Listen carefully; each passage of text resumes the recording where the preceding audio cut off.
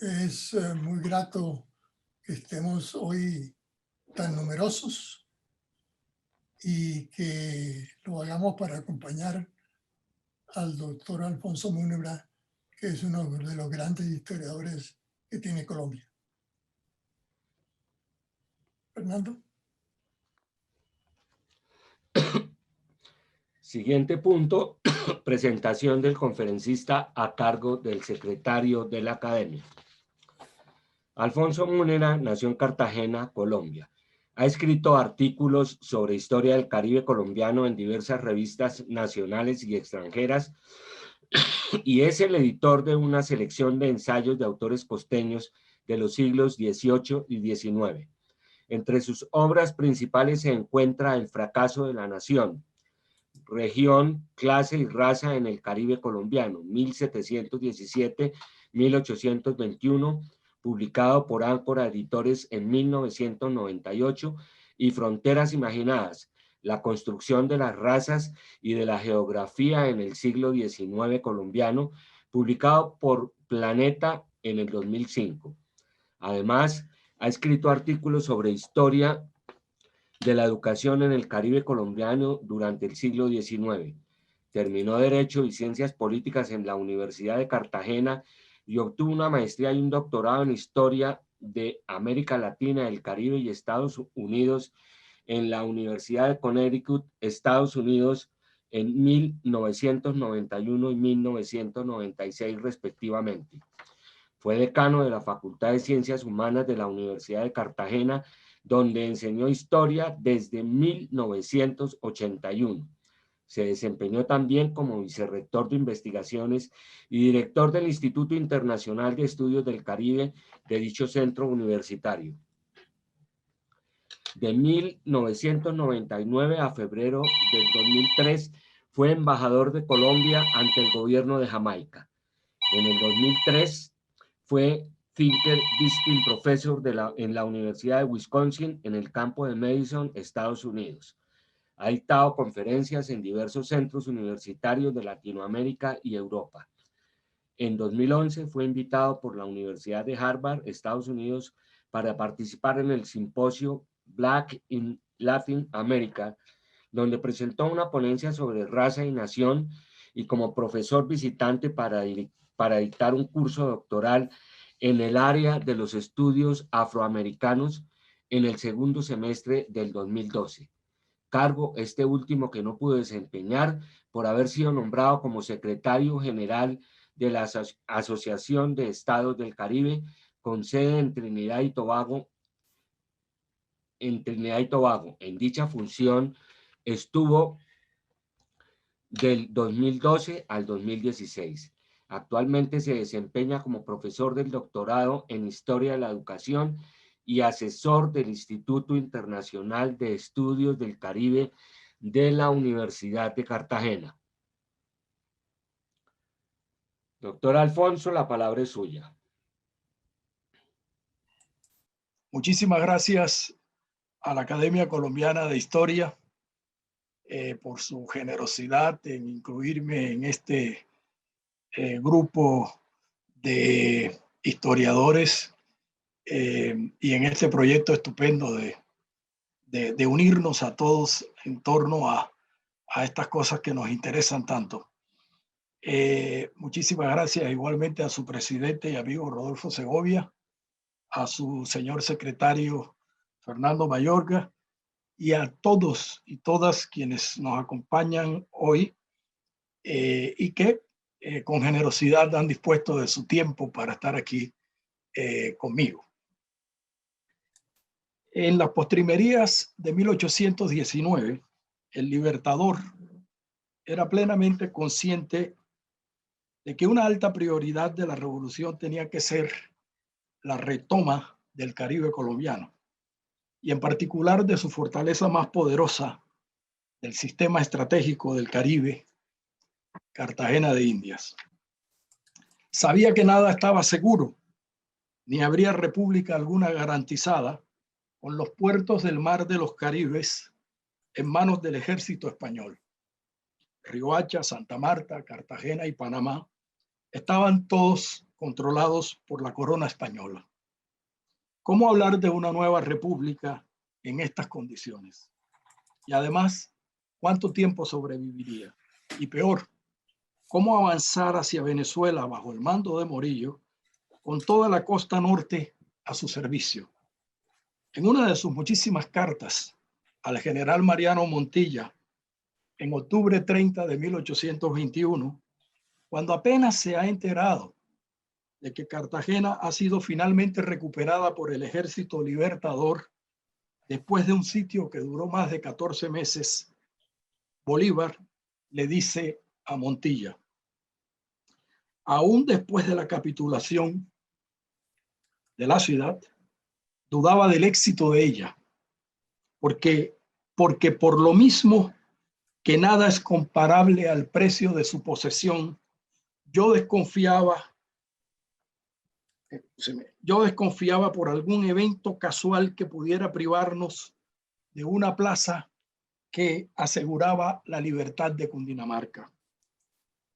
Estas líneas son muy dicientes. Por una parte, revela toda la importancia que Bolívar le daba a recuperar Cartagena. Nada es comparable, dice, al precio de su posesión. Y por la otra, no dudaba en decir que así se, comillas, aseguraba la libertad de Cundinamarca. Nadie era más consciente que él de que sin el control de Cartagena y el Caribe colombiano, lo que apenas se había logrado era la independencia de regiones como esa de la cual Santa Fe de Bogotá era su centro. No era, por supuesto, asunto fácil arrebatar a los españoles el dominio sobre el mar Caribe, pero como nunca, Bolívar estaba en condiciones para emprender esta tarea, de la que dependía ciertamente el éxito de su conjunto contra el poderoso ejército reconquistador. La campaña llamada del Magdalena, se extendería hasta 1823, año en el que se lograría la recuperación de nuevo de Santa Marta y finalmente de Maracaibo.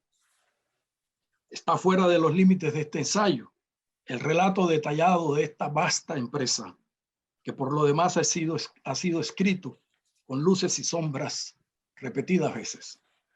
Mi interés es el de poder contar en esta ocasión principalmente los sucesos de Cartagena, no porque me interesen realmente los pormenores estrictamente militares, sino porque ellos conducirán a la independencia definitiva de la ciudad-puerto y abrirán el telón, además, a uno de los dramas humanos más intensos y significativos de la historia de la Revolución Independentista Americana, sobre el cual no voy a entrar en detalle, el que tuvo de protagonistas a tres de sus grandes generales, Mariano Montilla, José Prudencio Padilla y Simón Bolívar.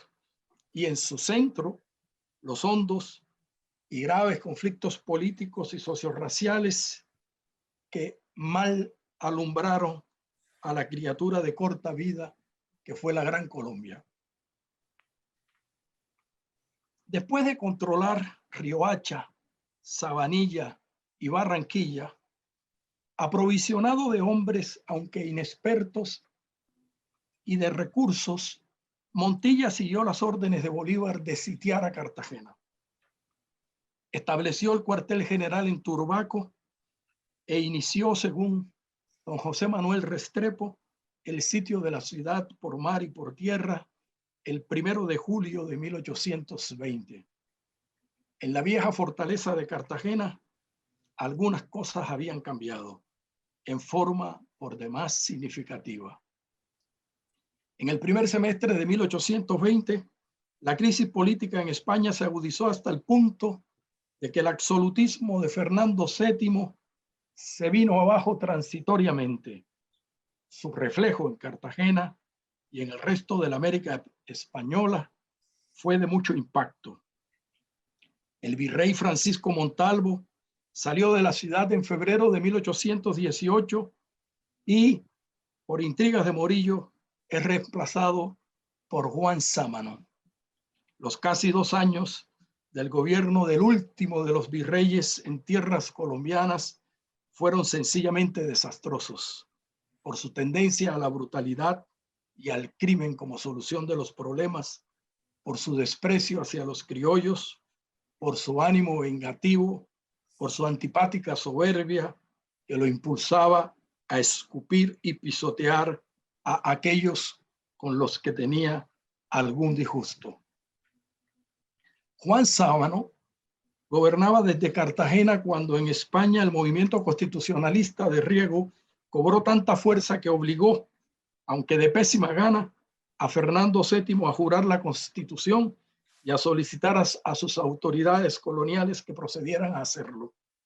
En Cartagena, como era de esperar, el señor virrey Sámano se negó a jurar, y ante el hecho de que sus oficiales estaban dispuestos a hacerlo, lo mismo que el gobernador Gabriel de Torres, renunció a su condición de virrey y salió hacia Jamaica. Poco después moriría en Panamá en medio del mal de la ceguera y de sus muchas amarguras. De modo que cuando Montilla sitió a Cartagena, el gobernador de Torres encarnaba la autoridad tanto militar como civil.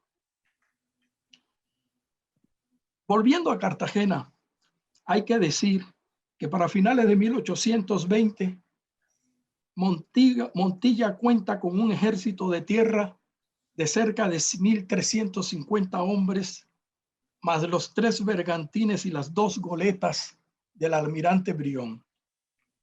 Posteriormente se uniría Padilla con sus fuerzas sutiles que habían estado operando desde el principio en el río Magdalena y sus afluentes. Abrir, sin embargo, las puertas de las murallas de la vieja ciudad no era asunto fácil. El almirante Vernon había fracasado con un ejército formidable 10 veces más grande de ingleses y americanos. El joven Bolívar lo había intentado también sin éxito. Y Morillo, con unas tropas poderosas y veteranas de alrededor de 7.000 soldados entre españoles y americanos, requirió de 106 días para lograrlo y estuvo a punto de fracasar como los anteriores. En 1820 era muy difícil, más todavía que en 1815, por 4 razones importantes. La primera, porque las tropas de Montilla padecían de una pobreza más que franciscana. A pesar de la generosidad de los pueblos, alimentar y vestir a un ejército de tierra y mar que en momentos llegó a tener, según el Libertador, llegó a tener alrededor de 4.000 hombres, constituía un problema logístico casi insuperable, sin una fuente de dinero que lo permitiera. Y esta no parecía existir. Las cartas del coronel Montilla a Bolívar y a Santander están llenas en estos meses de asedio de una angustiosa súplica de recursos.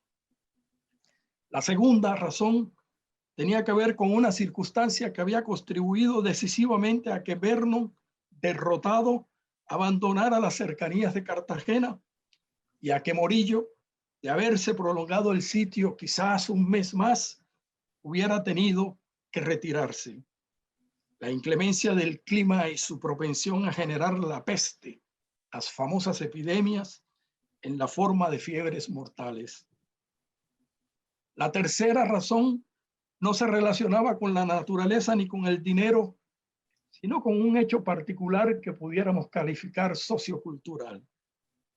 El gobernador Gabriel de Torres, además de ser un militar de alto rango y de notable experiencia, se caracterizó por ser un hombre ilustrado y, al parecer, de trato humanitario.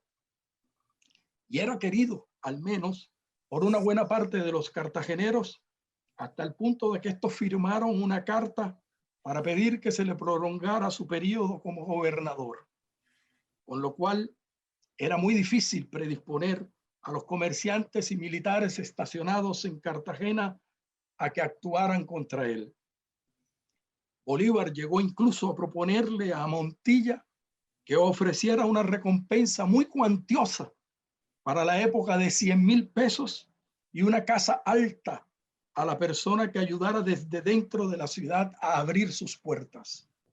Que sepamos, nadie se dejó sobornar durante el sitio más prolongado de los muchos que tuvo Cartagena, contando tanto de los días coloniales como los de los republicanos. Y una última razón, la cuarta, que no por última es menos importante, en realidad quizás la más importante. Montilla nunca pudo cerrar completamente la ciudad hasta junio de 1821. Cartagena evoca en un cierto sentido una historia del Renacimiento y de matices medievales. Gracias a su estructura de gran fortaleza, rodeada por un conjunto extraordinario de cortinas y de baluartes que conforman aún, aunque incompleta, su muralla. Construida a lo largo de casi 3 siglos y llevada a la perfección en los años finales del siglo XVIII, con una serie de obras monumentales de alta ingeniería bajo la dirección del gran arquitecto e ingeniero Antonio de Arévalo.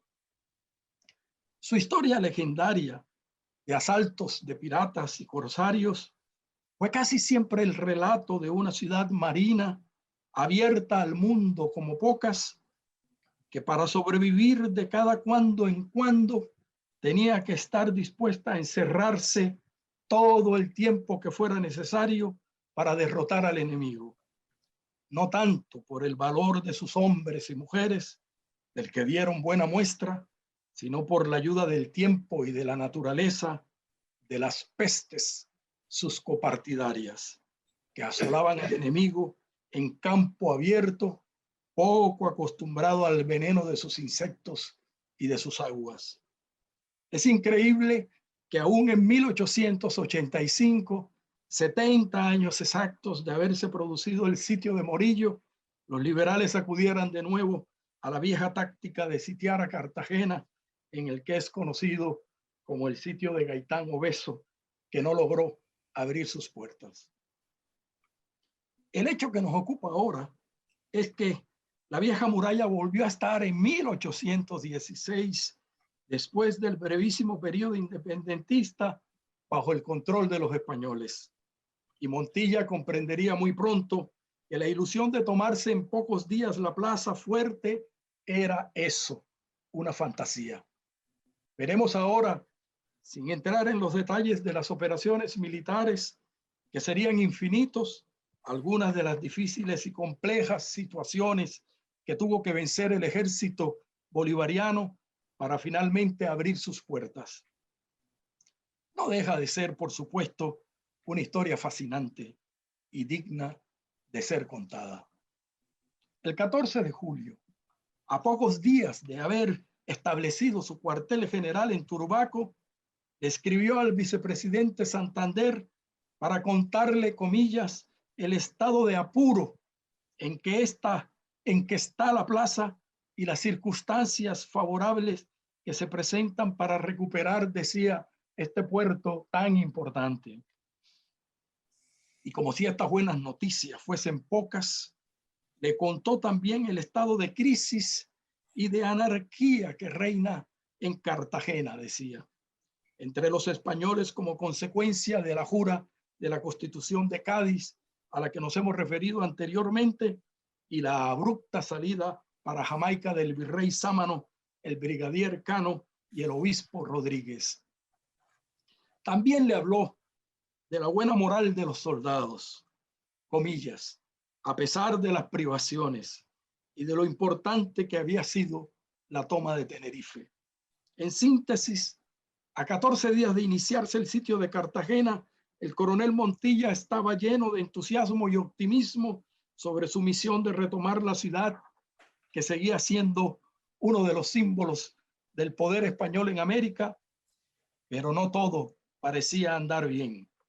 Al día siguiente Le escribió otra de sus largas y quejumbrosas cartas, a veces eran de hasta 10 y 12 cuartillas, en las que se quejó con amargura del estado material de su tropa. Dice: repetiré a usted, vuestra excelencia, vuestra señoría, le dice él a Santander, aunque pase por importuno, que estas tropas no tienen un real, que están desnudas, que hace 2 días les ha faltado el pan, que yo he agotado todos los recursos, que me ha subvenido mi imaginación y que la escuadra necesita aún más que el ejército de socorros pecuniarios. Además, en esta carta aparece lo que será de ahí en adelante un tema recurrente: la petición de Montilla de que se le retire del mando de la campaña, porque dice: mi salud quebrantada con mis achaques antiguos y otros modernos no me permite tener la actividad que exigen las circunstancias. Hago un breve y rapidísimo paréntesis para decir que Montilla venía desde mucho antes, desde joven, enfermo de un asma crónica que lo afectaba terriblemente y que luego le produjo terribles dolores, deformación de los huesos, etcétera, etcétera, etcétera.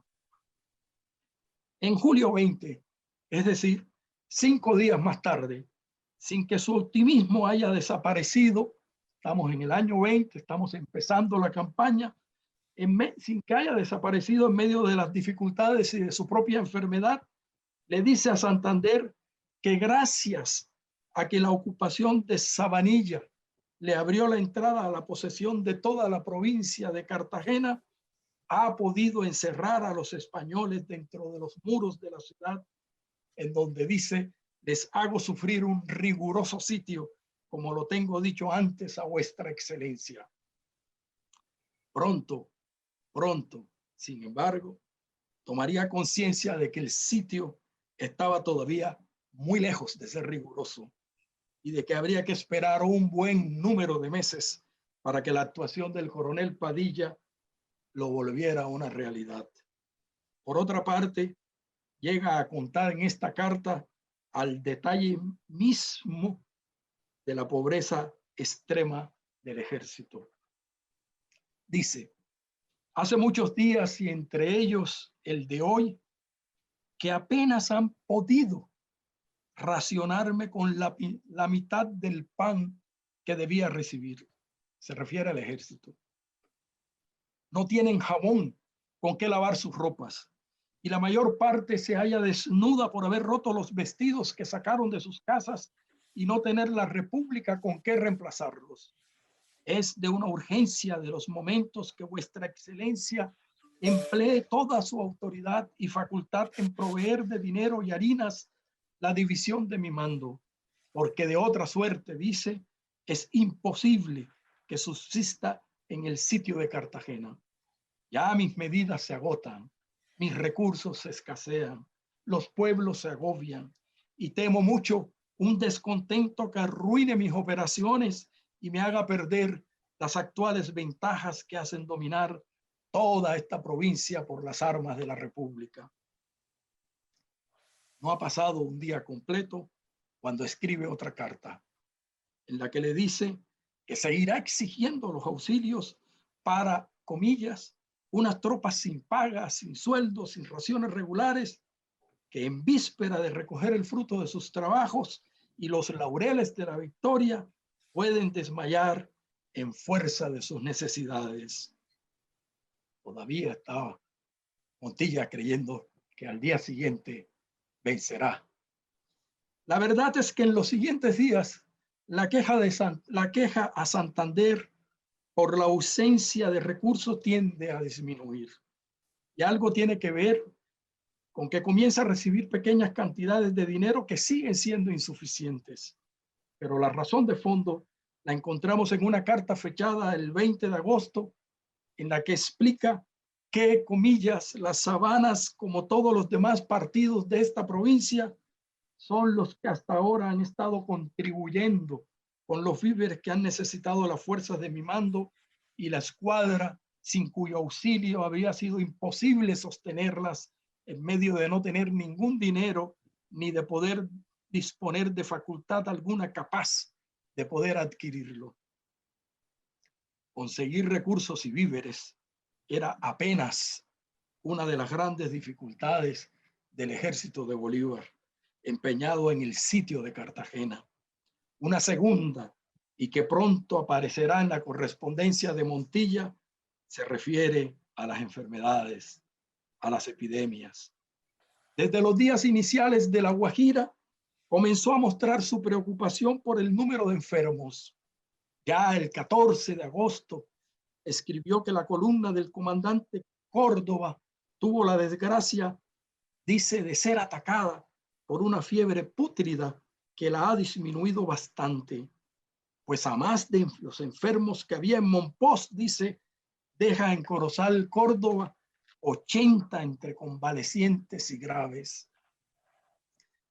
En septiembre 28 agregó que, comillas, las tropas están muy enfermas y que carecen de toda medicina, particularmente quina, que tanto abunda en el interior del reino, y podría venir alguna partida de consideración si vuestra excelencia diese alguna providencia al efecto.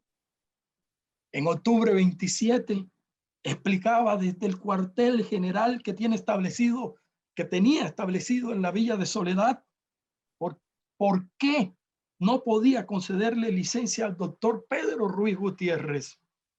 Y entonces dice: la suma escasez que tenemos de facultativos no me ha permitido acceder a la solicitud del doctor Gutiérrez. Las enfermedades han afligido sobremanera a las tropas de mi mando en estos últimos tiempos. El hospital de Turbaco tiene en el día 145 enfermos, el de Soledad 157, el de Barranquilla 153, independientemente de 100 convalecientes que hay en esta villa, ni de los que existen en Mompox, Corozal y otros puntos de esta provincia.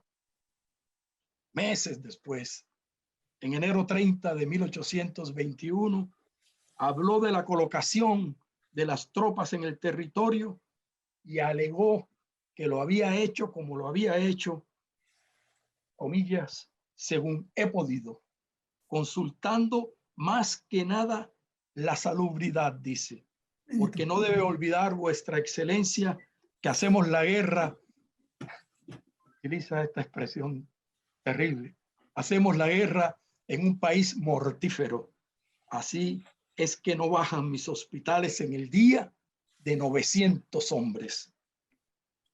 Y ese mismo día, en otra misiva, dice con mucha angustia que está sin jefes y sin salud, y cuenta que 3 de sus oficiales de alto rango están enfermos. El coronel Ríos, jefe del Estado Mayor, se halla postrado con una úlcera en la pierna. El coronel Lara me pide licencia para irse al interior por hallarse enteramente tullido. Y el coronel Carreño continúa enfermo de las calenturas. En fin, no era un tema fácil este de lidiar en medio del sitio con las enfermedades tropicales, especialmente con las fiebres, para las cuales solicitaba con urgencia el envío de quinas. Uno puede imaginarse la situación de un ejército apostado en diferentes lugares de la provincia, cuyo objetivo principal en ese momento era el de apoderarse de la plaza de Cartagena, pero que no puede dejar de proteger otros sitios claves como el Magdalena, el puerto de Sabanilla, Lorica y el Sinú todo, para mencionar solo unos cuantos. Y tiene que hacerlo con la fiebre, diezmando a sus soldados y la apremiante ausencia de dineros para el abastecimiento de víveres, de vestuario y de armas. Y si eso no bastara detrás de todo, las exigencias de Bolívar, el Libertador era pesadito, ¿eh? Las exigencias de Bolívar para que avanzara hacia la toma de Santa Marta y a Maracaibo al mismo tiempo que se mantenía el sitio de Cartagena. En octubre convencido de que lo de Cartagena va para largo, el Libertador le ordenó a Montilla desplazar a sus tropas veteranas para el asedio de Santa Marta. Montilla obedeció, pero no dejó de advertir que el sitio de Cartagena quedaría en manos de soldados inexpertos y que cualquier cosa podría pasar. Miremos una última dificultad que quizás fue la causa principal de que el sitio se prolongara como ningún otro y que, por ejemplo, no padeció Morillo en 1815. Hablo del fracaso en cerrar la entrada por el mar de barcos españoles a lo largo del año 20 y hasta junio y más allá del año 21, con lo cual no había en sentido estricto un verdadero sitio. Incluso cuando Padilla logró posesionarse de la bahía en junio del 21, digamos que un poco antes, en mayo del 21, el almirante Brión seguía sin poder controlar la entrada de los barcos por el mar abierto, bajo la protección de las baterías de Santo Domingo. Este es un detalle muy interesante. Todos los que han venido a Cartagena han visto la muralla, pero si uno se imaginara la época, esas murallas rodeadas de mar por todos lados, no solo se podía entonces acercar por la bahía, sino también por el mar hacia las baterías de Santo Domingo, ¿no? Hacia el baluarte que está allí en la misma dirección del convento de Santo Domingo. Y por allí le hicieron mucho daño al sitio. Muy temprano en el sitio, el 14 de agosto de 1820, escribió Montilla que había tenido el disgusto de que entrara un bergantín americano cargado de víveres burlándose de los buques nuestros que bloquean el puerto. El 21 de septiembre del mismo año 20, envió una de las cartas más largas que escribiera en su vida, llena de indignación y desconsuelo por dos hechos que tuvieron lugar el 1 de septiembre. Sobre el ataque de Aturbaco, del que me voy a referir más adelante, se ha hablado mucho. Y con razón, por su trascendencia, hizo olvidar el segundo de los hechos, que no dejó de ser importante por lo que significó para la moral de los sitiados y de los sitiadores: la entrada de la corbeta española Ceres, que entró como Pedro por su casa sin encontrar oposición alguna. Las embarcaciones de los patriotas encargadas del bloqueo se retiraron hacia Sabanilla, apenas divisaron a la corbeta española. La corbeta entró en auxilio de la plaza, trajo 600 barriles de harina para su población, 200 para Santa Marta.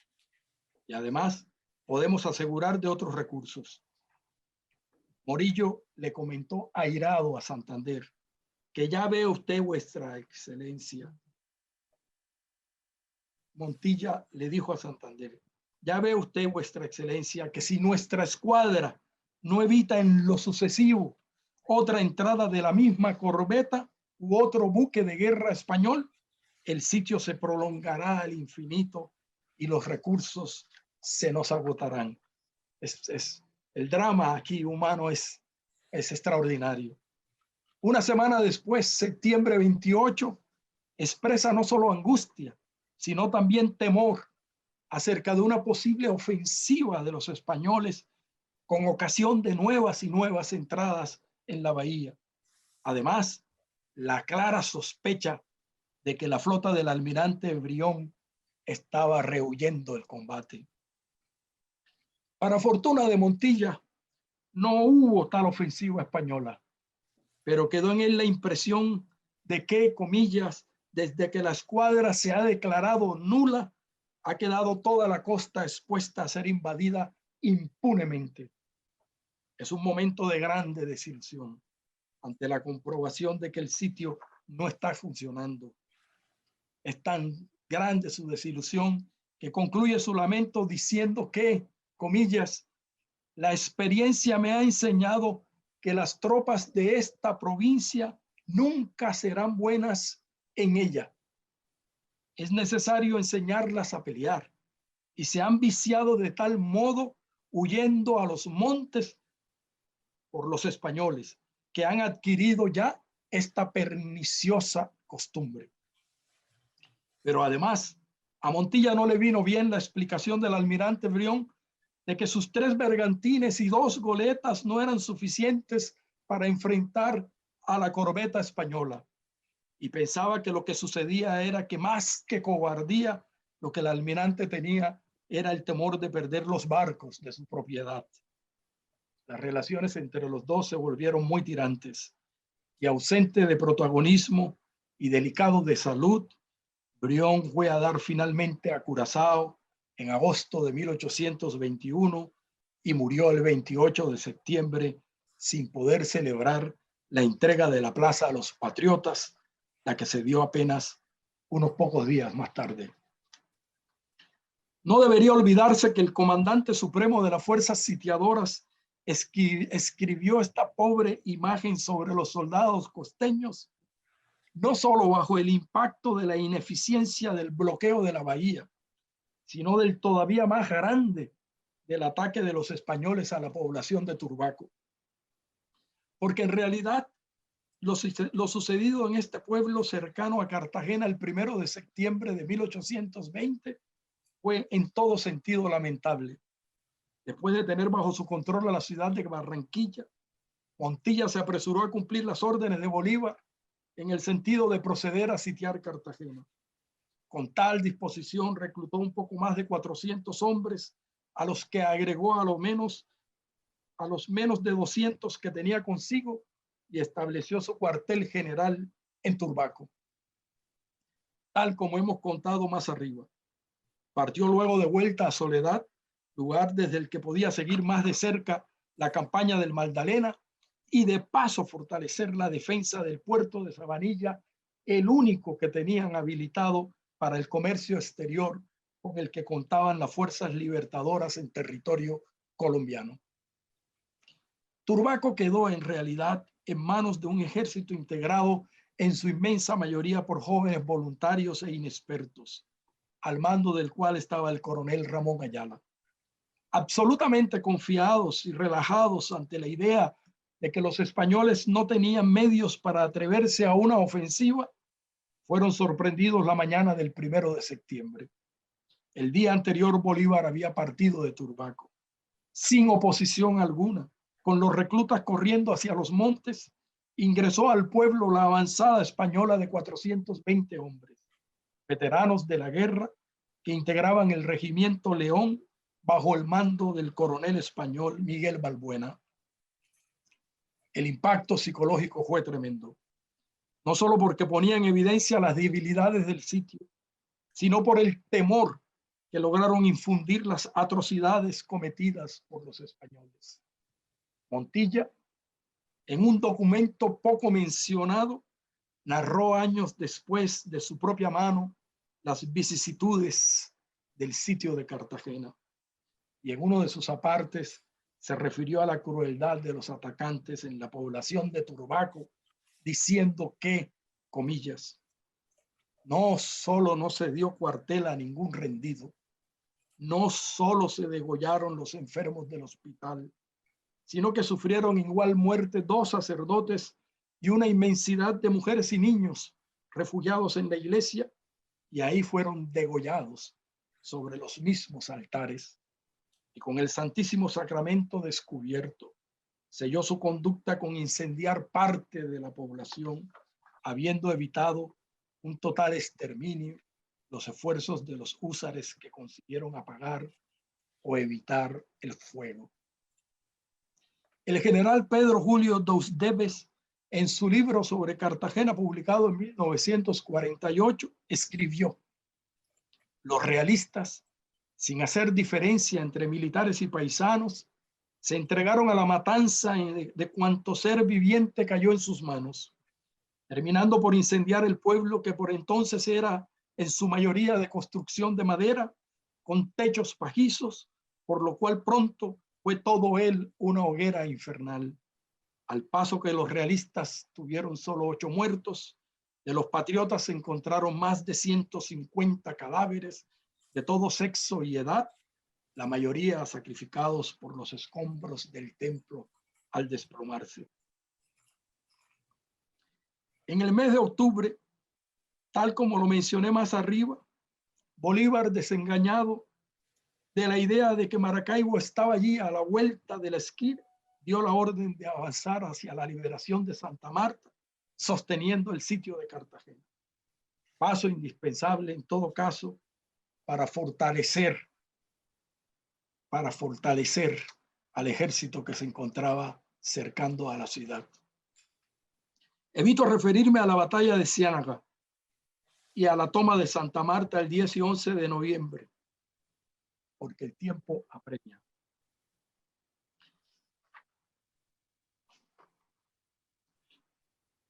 En todo caso, con los hombres reclutados en Santa Marta y los importantes recursos militares, el ejército de Bolívar quedaba en mucha mejor condición para la dura prueba que era el sitio de la Plaza Fuerte del Caribe colombiano. ¿Qué había pasado mientras tanto en el escenario cartagenero? Nada importante que contar, excepto que en noviembre Bolívar firmó un armisticio con el ejército español destinado en principio a durar hasta el 28 de abril, una especie de tregua. Montilla se enteró en diciembre y hasta el mes de abril, en que se reinició la guerra, todo su esfuerzo se dirigió a fortalecer las líneas de ocupación, a mejorar el entrenamiento de sus reclutas, a resolver el problema del aprovisionamiento y a enviar tropas veteranas a Maracaibo. En mayo 4, roto el armisticio y reiniciadas las acciones bélicas, el coronel Padilla, en un gesto cargado de audacia común en él, ingresó a la bahía de Cartagena. Antes de continuar con esta historia, que tendrá ahora como gran protagonista a este marino talentoso de tierras guajiras, necesario es decir que el sitio y la campaña del Magdalena, toda había descansado sobre los maltrechos hombros del coronel Montilla, a pesar de sus padecimientos de salud.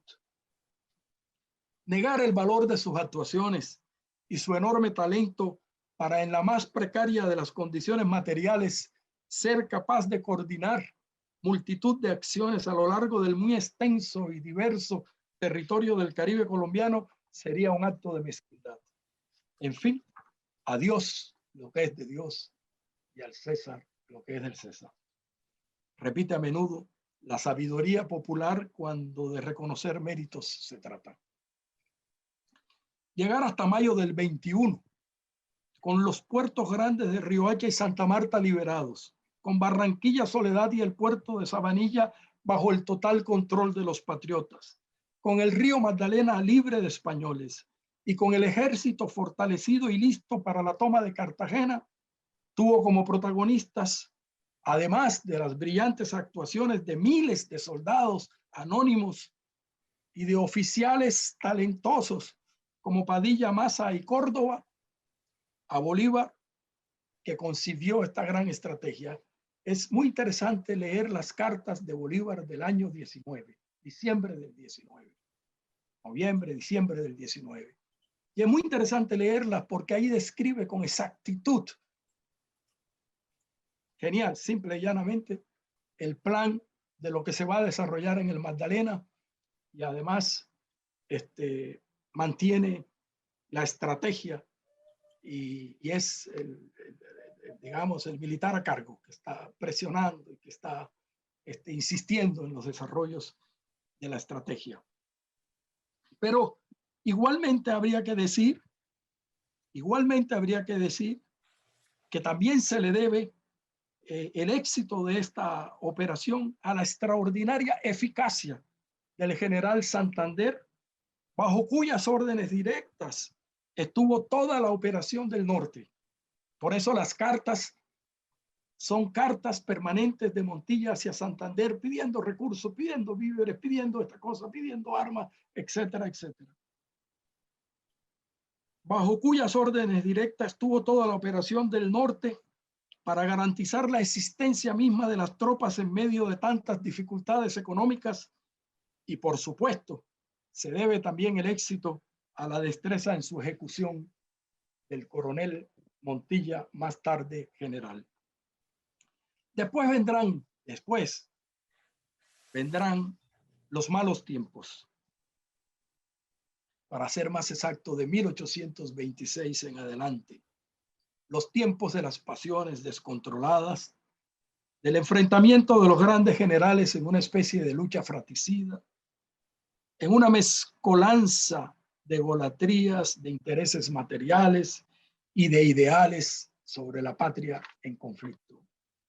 Y cubierto por el velo de una retórica democrática, la presencia nada disminuida de las viejas obsesiones sobre el lugar de la sangre y del color de la piel, enfrentadas a la visión ciudadana de los nuevos ciudadanos, intelectuales criollos, mulatos, mestizos, negros, indígenas, en su inmensa mayoría.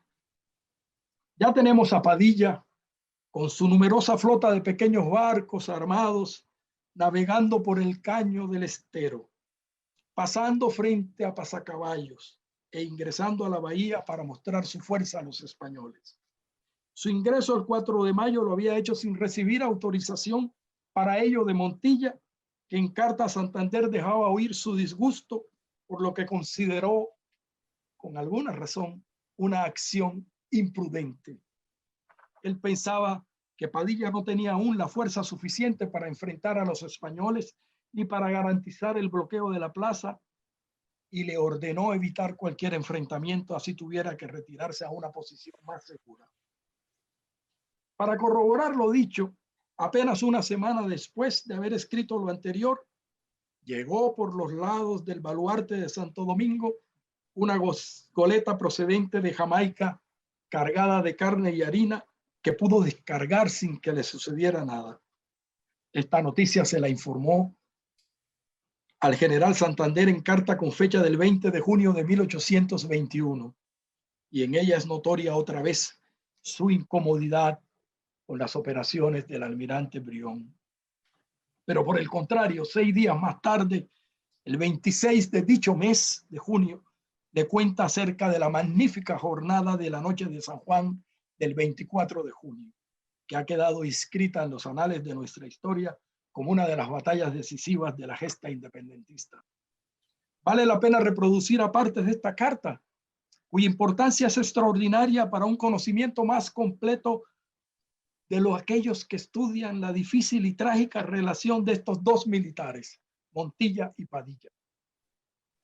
En ella Montilla olvidará su malestar por las, según él, imprudencias y negligencias de la Marina, para no escatimar elogios hacia la victoria del coronel mulato, que no solo ha ejecutado contra todo riesgo esta hazaña, sino que además la ha diseñado, muy a pesar de que el comandante en jefe en dicha carta se cuida de dar a entender con insistencia que la idea de atacar el arsenal y los barcos estacionados en sus cercanías fue suya. En uno de sus párrafos dice, refiriéndose a Padilla, que, comillas, este bravo oficial, a quien jamás aterran los peligros, lejos de oponerme obstáculos, allanó los inconvenientes que yo preveía, y convenidos los movimientos por parte de tierra, se encargó dicho coronel de fijar el día y la hora del ataque. Más adelante, para resaltar lo muy delicada que era esta misión, le dice a Santander que si tiene la bondad de tirar una ojeada sobre las cartas militares de la plaza y bahía, conocería los peligros que arrastraron los bravos defensores de la República con desprecio absoluto de sus vidas, desprendimiento tanto más loable cuanto que todos ellos conocían perfectamente los obstáculos que tenían que vencer. Lo que Montilla pide recordar a Santander luego es nada menos que lo que le había dicho con gran entusiasmo el 30 de mayo, en el que en otra carta había llenado de elogios al coronel Padilla. Pues bien, ese día de gloria fue la célebre noche de San Juan. Según un relato Padilla se enteró de que la Marina española, estacionada en la bahía y protegida por las baterías de la muralla, se encontraba muy confiada bajo la protección de los cañones de la plaza y se disponía a celebrar una noche masónica, que es muy extraño, ¿no? La tropa española. En otras palabras, estaría de fiesta. Y entonces Padilla decidió dar el golpe de manos a todas luces imprevisible. No podía imaginarse la marinería española que a alguien se le ocurriera llegar a penetrar hasta ponerse por debajo de las baterías de los enemigos para apoderarse de los barcos de los enemigos y afrontar el fuego nutrido de la plaza. Sin embargo, Padilla contó con el factor sorpresa y con el engaño. Sigo adelante por el tiempo.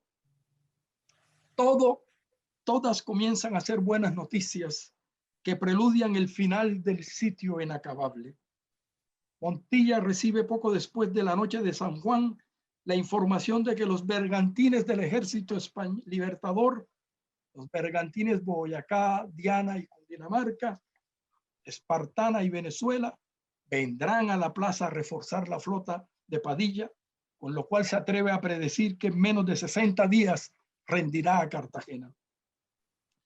Unos días más tarde anuncia que 2 goletas están listas para ir por armas hasta 6.000 fusiles a Puerto Príncipe en Haití, interesantísimo, y a la isla de Santo Tomás, es decir, al Caribe. De paso, Montilla conocía como pocos las islas del Caribe porque una de sus primeras misiones había sido precisamente la de hacer labores diplomáticas a favor de la independencia en las islas del Caribe. El 5 de julio de 1821 se pactó la capitulación de la guarnición de los castillos de Boca Chica, que eran uno de los fortalezas más importantes, que vigilaban la entrada de los barcos a la bahía. Y para la misma fecha llegó la buena nueva de que el extenso territorio de la provincia de Valledupar estaba ya toda bajo el control de los patriotas. Pero no todas son mieles. A solo 6 días de la victoria de la noche de San Juan, que debió generar muchas ilusiones sobre la proximidad del triunfo definitivo, Montilla le escribe otra carta incómoda al vicepresidente en la que no le dejó de hacer sentir su evidente antipatía hacia el almirante Brión, a la que cada vez que puede se refiere con desagradables epítetos.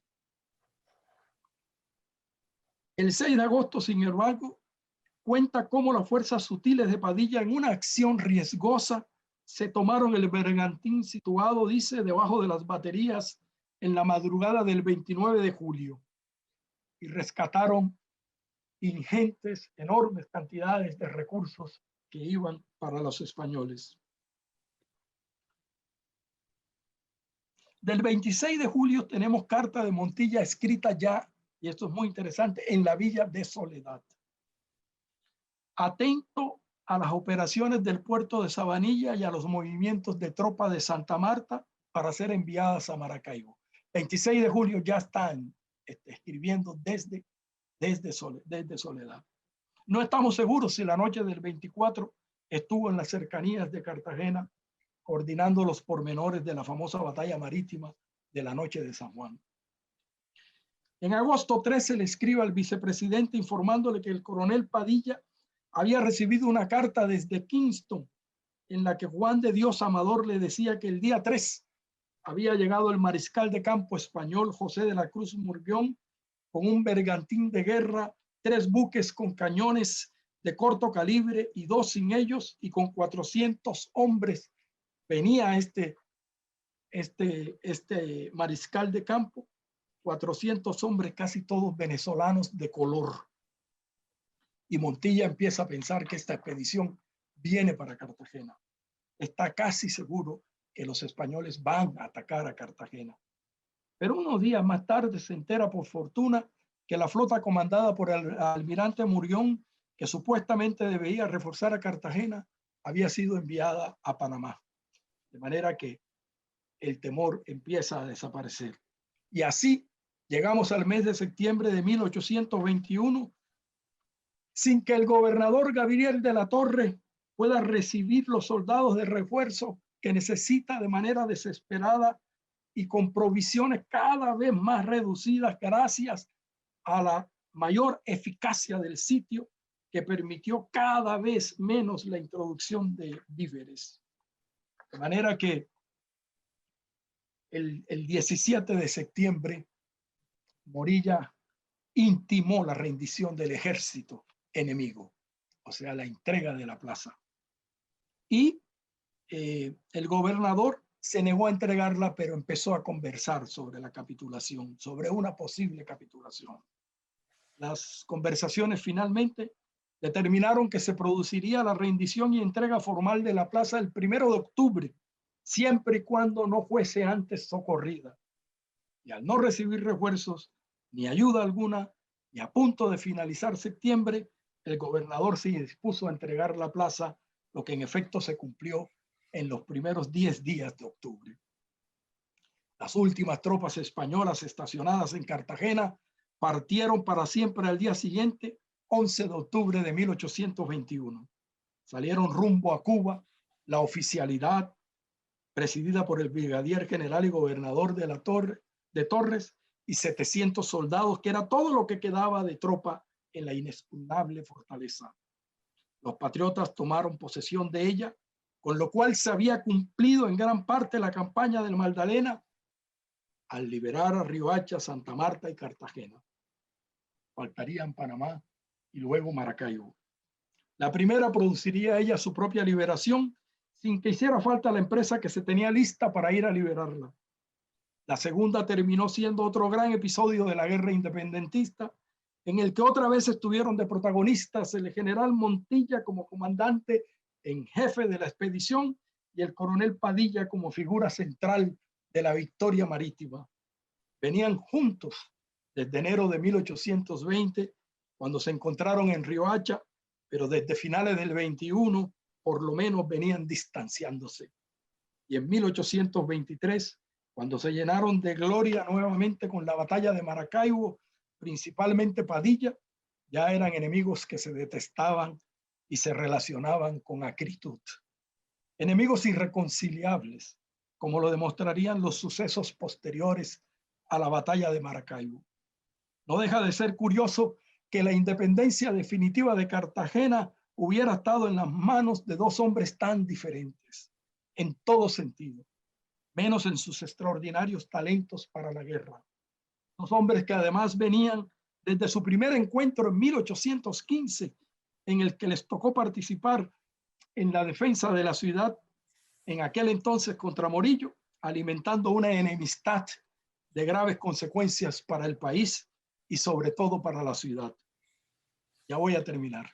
El 10 de octubre de 1821, Cartagena dejaría atrás una historia colonial de 3 siglos, en la que en más de un momento jugó papeles estelares en los acontecimientos que le dieron forma no solo a la historia de Colombia, sino de Occidente.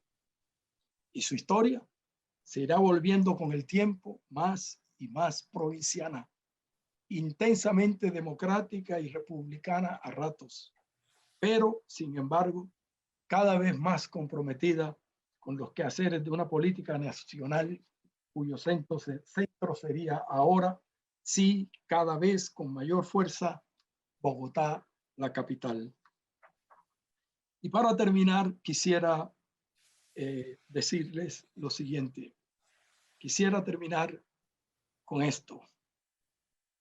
No dejan de ser conmovedoras las palabras que el general Montilla le escribió al vicepresidente Santander el mismo día 10 de octubre en que recibió la plaza de manos de los españoles.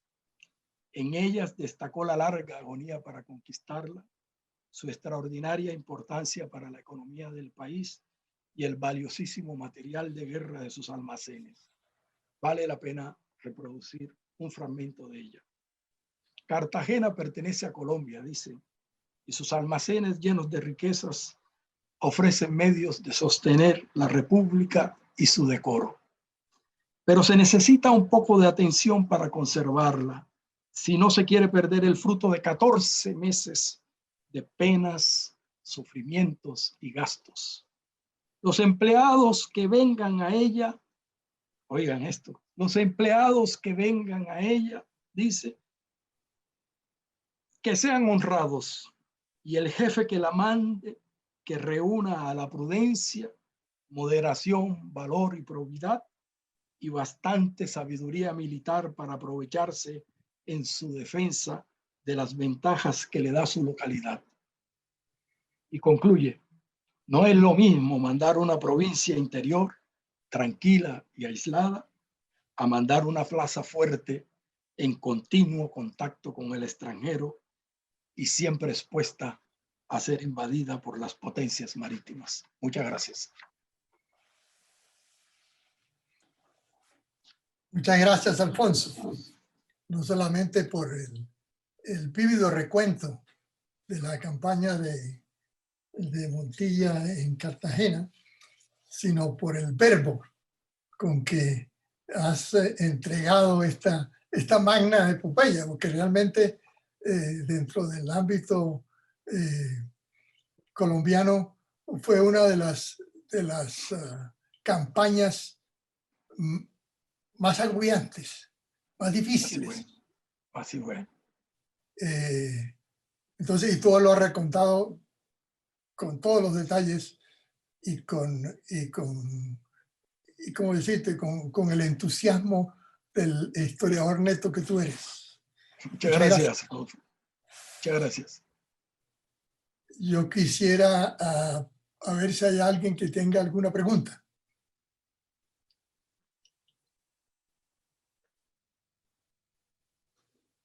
¿Hay alguna mano levantada, Santiago? Ahí está Sí, el levantando doctor Leonardo Durán. El doctor Durán. Gracias, señor presidente. Sea lo primero felicitar al doctor Alfonso Múnera por su muy interesante y amena conferencia y decirle que he admirado mucho su capacidad expresiva y la facultad de entonación para dirigir la palabra. Y podríamos decir, como diría García Márquez, que pareciera que hablara con un violín. Muchas gracias. Y realmente, pues debo reconocer el contenido de su conferencia. Yo creo que trabajos como este son los que verdaderamente debemos rescatar en la Academia Colombiana de Historia. Yo he sostenido que nuestra historia tenemos que reescribirla, pasar mucho más allá de lo que fue de lo que ha sido la historia como una narración individual de ciertos historiadores y pasar al campo del examen documental minucioso, tal como lo hace usted. Ir a la correspondencia, ir a las narraciones de los protagonistas, ir a los análisis de los investigadores. Y de esta manera vamos construyendo el pensamiento crítico alrededor de nuestra historia patria.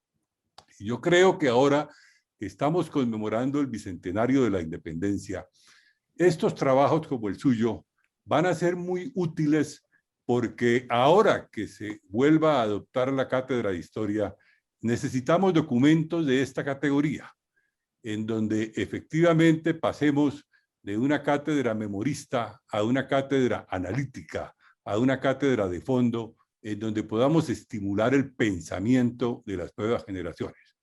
Y yo creo que si hacemos este trabajo con todas las regiones del país, y se ha venido haciendo con la campaña del sur, con la campaña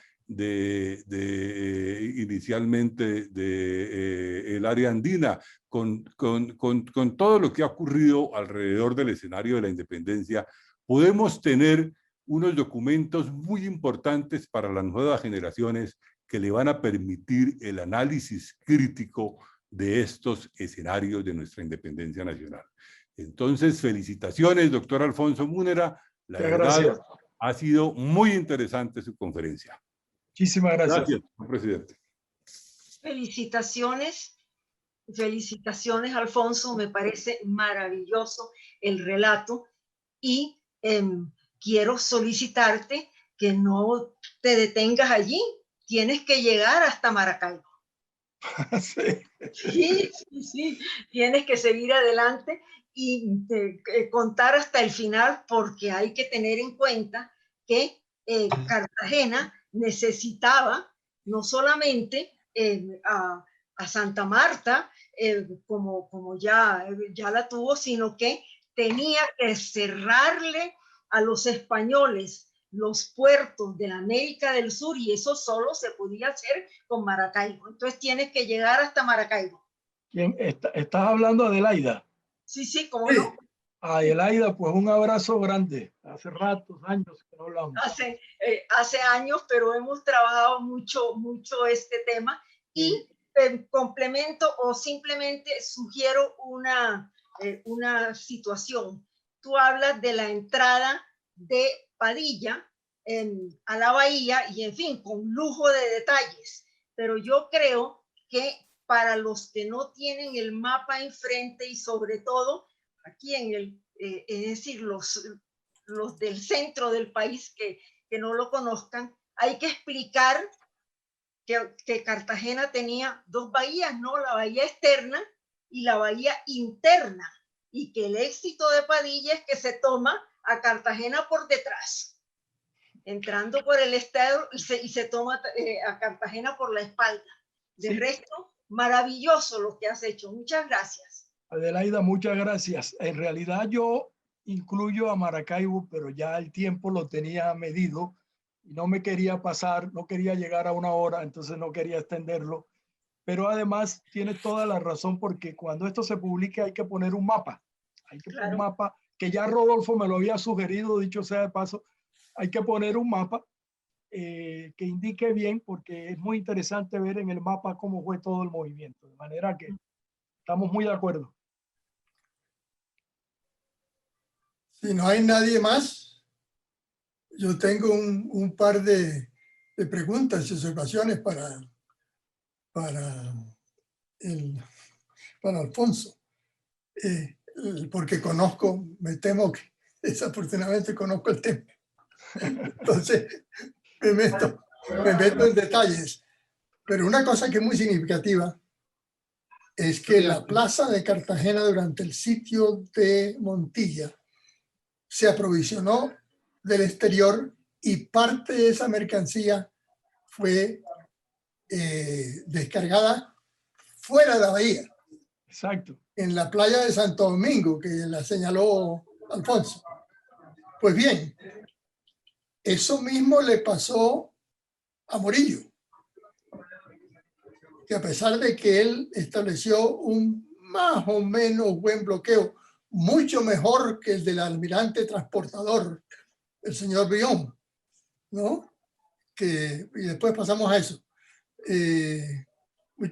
Y cada vez que eso sucedía, Morillo bombardeaba las goletas que estaban ahí varadas en la playa, y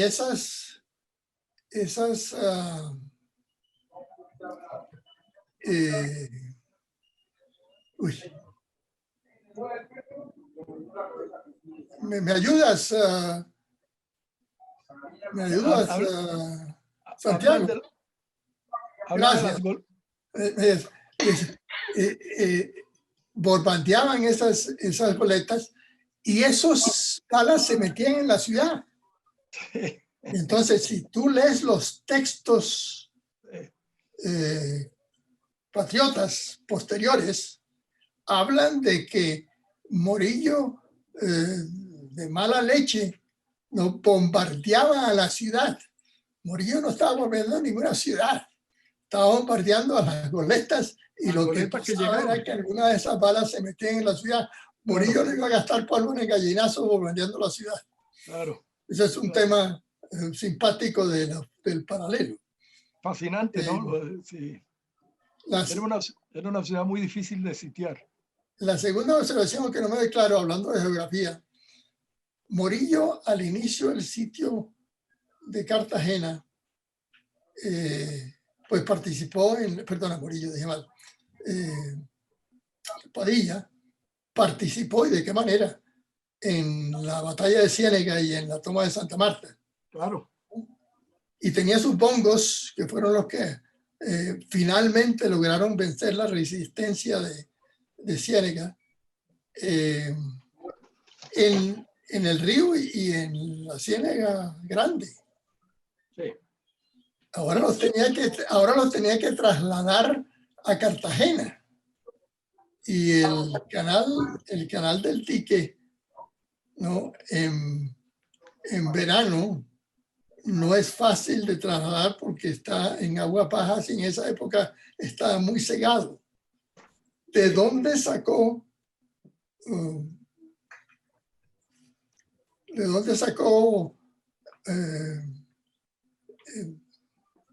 el almirante, después almirante, los bongos para entrar en la bahía? No sé si esa pregunta te la han hecho y si la puedes responder. Sí, mira, Padilla en realidad, yo me salté el tema de Santa Marta porque tenía entendido que ya se había dado una conferencia sobre Ciénaga y entonces no quería como volver a repetir cosas, pero Padilla en realidad Brión lo encomendó, porque Brión era su jefe, dicho sea de paso. Brión lo mandó a que después de Riohacha, a que se fuera al Magdalena y cubriera allí toda la zona del Magdalena, ¿no? Y por eso en los inicios del sitio de Cartagena, Padilla no está. Está más adelante cuando le pide Montilla que venga y entra por lo que acaba de contar Adelaida, entra por el sitio del Estero. Pero ¿por dónde el Magdalena al canal del Estero? ¿Cómo hizo? Sale por el mar. ¿Sale por el mar?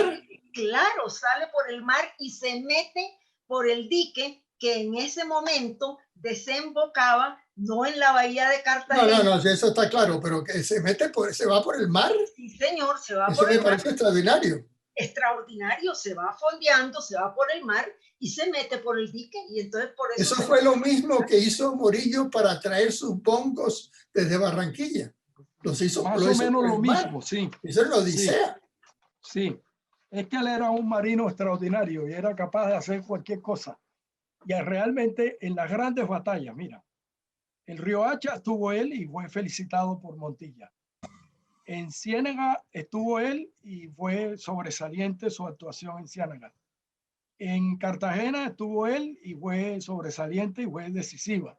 Y en Maracaibo fue absolutamente decisivo. Pues fue otra vez, sin ponerle mucha atención a Montilla, cuando uno lee la narración, cómo se mete, cómo entra por las barras, en medio de la navegación en el Maracaibo era terriblemente difícil entrar a ese lago.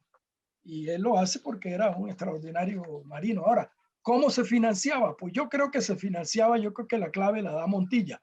Yo creo que la misma región ayudó a financiar todo este movimiento que vamos a necesitar un buen estudio, ¿verdad? De archivo pero que me temo que no hay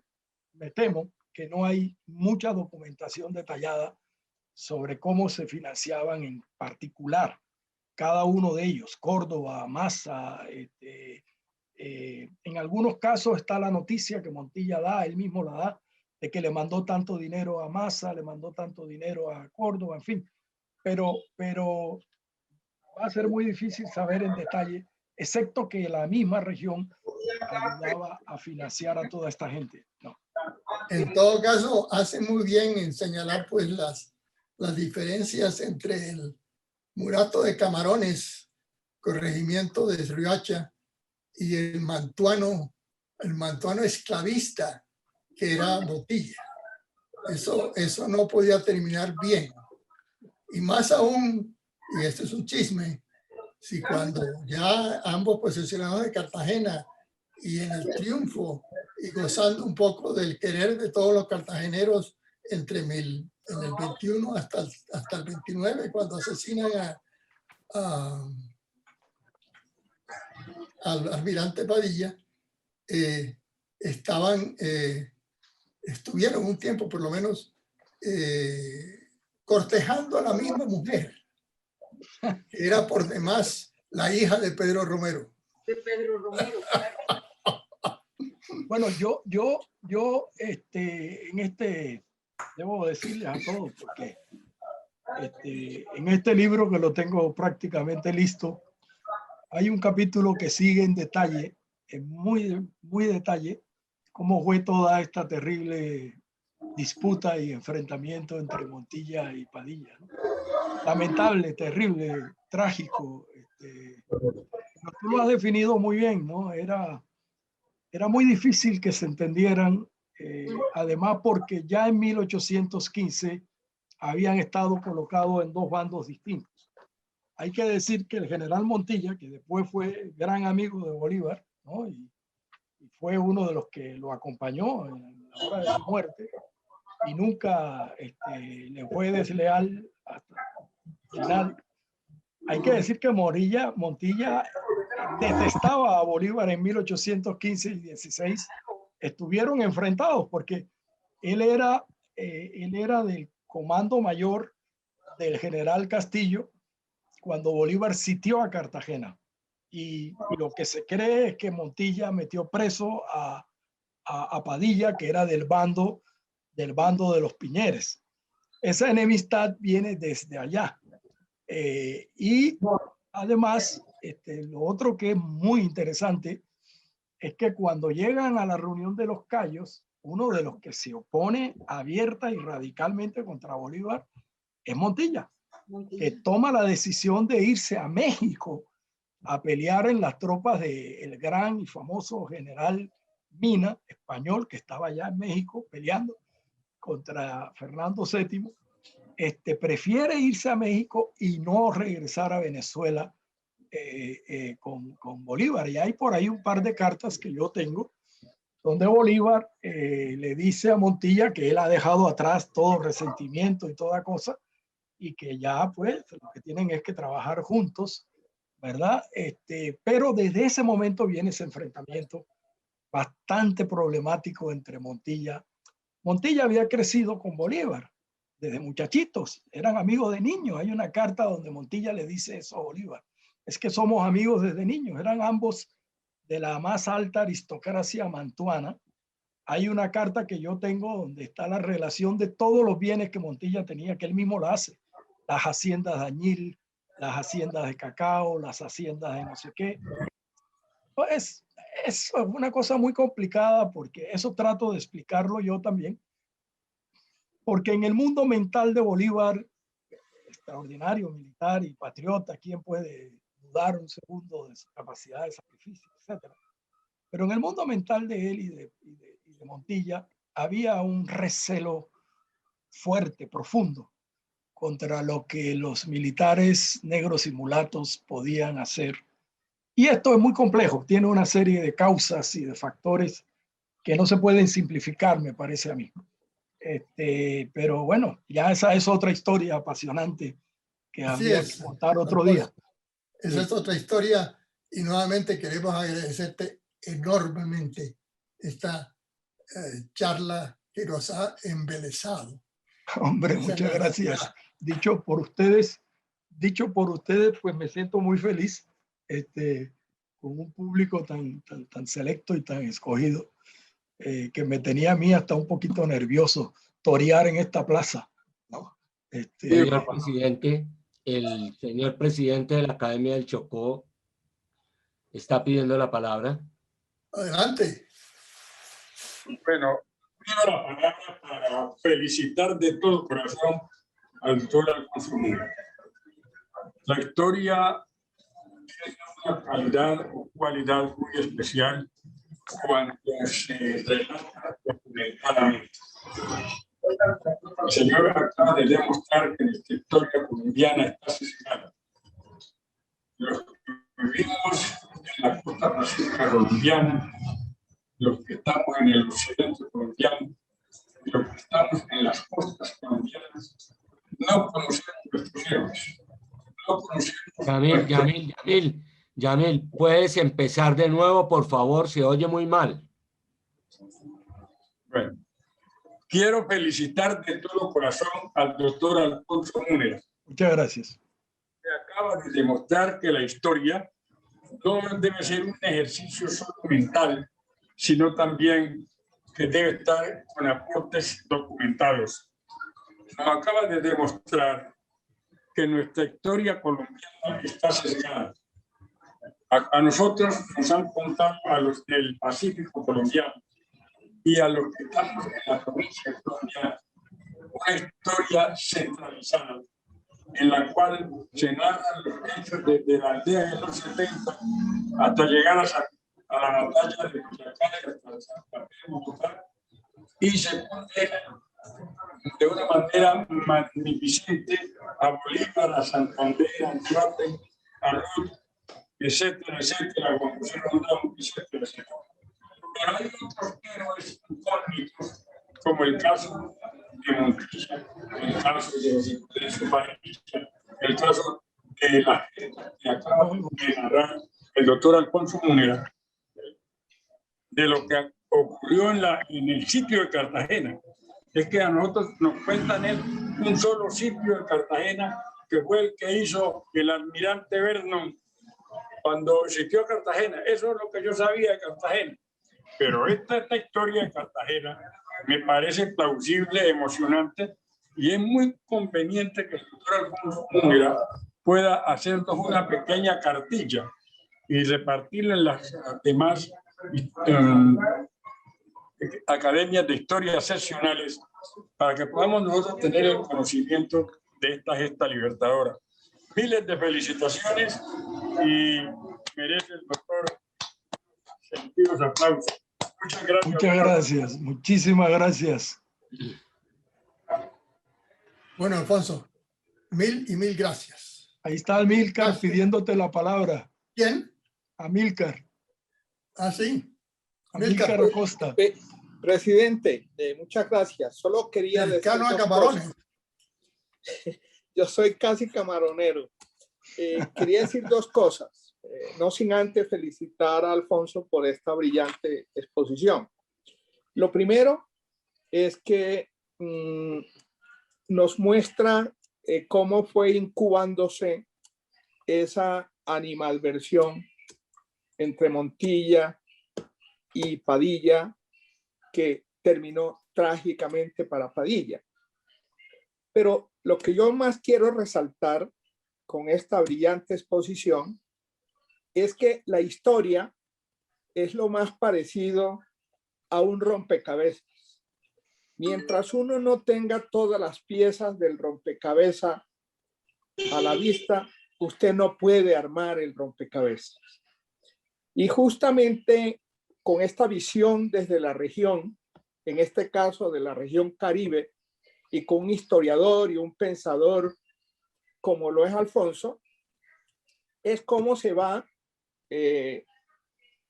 encontrando esas piezas que hacían falta y que siguen haciendo falta muchas otras desde distintas regiones del país, desde el Pacífico, desde el Caribe, desde los llanos, para que terminemos de armar ese rompecabezas. Nuevamente mis felicitaciones, Alfonso. Muchísimas gracias, Amílcar. Muchísimas gracias. Ya nos veremos pronto.